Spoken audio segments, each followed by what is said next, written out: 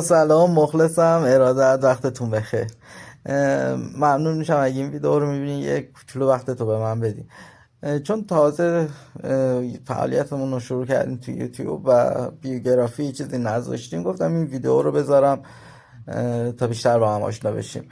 ما اینجا یه پیجی داریم که 2 سال پیش راه انداختیم، البته داخل این اینستاگرام، به نام چیزون. یه پک آمازون آوردیم، با اینکه دیدیم کیفیتش فوق العاده عالیه و قیمتش بسیار مناسب نسبت به بازار و سایت هایی که ما میتونیم اینو تهیه کنیم. من یکی چند تا محصول خودم 2 3 تاشو لازم داشتم، پکشو آوردم، گفتم بقیهشو در اختیار دوستان میذارم و یه پیج میزنم و خدا رو شکر اینقدر کیفیتش خوب بود و قیمتش مناسب، خیلی از مواردش فروش شد، به فروش رسید تو پیج.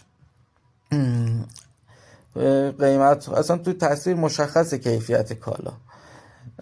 جونم بهتون میگه که من 30 تا 40% دارم زیر قیمتی که شما میتونین تهیه کنین بهتون میدم این کالا رو. فقط هم یک مورد دارم و یه سری از محصولات برام موجود هست مونده، میتونم در اختیارتون بذارم.